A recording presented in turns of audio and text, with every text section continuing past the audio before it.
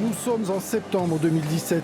Les supporters viennent d'apprendre que Bernard Tapie est très gravement malade. Le stade tout entier soutient le boss. Un Vélodrome qui n'oublie pas que Bernard, c'est l'homme qui a donné au club son titre de champion d'Europe, à jamais les premiers. À l'époque, ce soutien des tribunes avait profondément ému l'ex-président de l'OM. Quand vous avez 50 000 mômes qui vous donnent leur amitié, qui vous font un témoignage de leur affection, ça veut dire que vous avez servi à quelque chose. Ce sont des gens qui ont connu sûrement des moments de bonheur avec la Coupe d'Europe.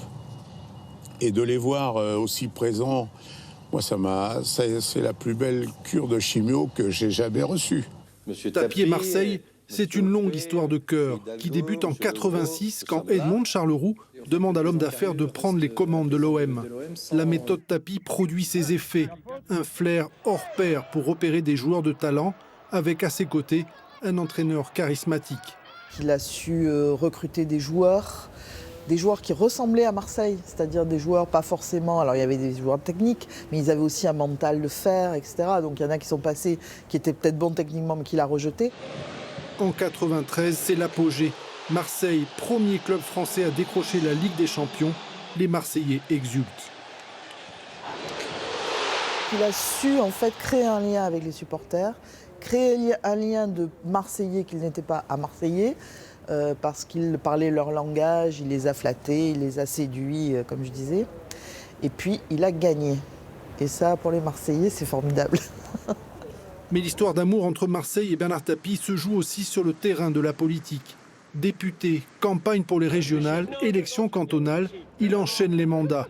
Ce qui plaît aux Marseillais, c'est le tempérament bouillonnant, le culot de Bernard Tapie. Il mettait ses tripes sur la table, il donnait tout ce qu'il avait. Même si le lendemain il disait le contraire, hein, c'était sa vérité de l'instant. Et il avait une force de conviction assez extraordinaire. Alors moi je l'ai vu une année à Gardanne, entrer dans une salle qui lui était totalement hostile et réussir à monter à la tribune et à retourner complètement à la salle. Il est rentré sous les crachats, il est ressorti sous les vivats. Tapie aime Marseille et Marseille aime Tapie. Même le temps des procès, l'affaire OMVA, n'entachera pas cette passion réciproque. Un temps éloigné de la cité phocéenne, Bernard Tapie y revient et une fois de plus, de manière fracassante, en s'offrant la moitié du capital du journal La Provence. Ce sera son dernier acte avant la maladie pour celui qui restera dans le cœur des Marseillais, le boss, à jamais le premier.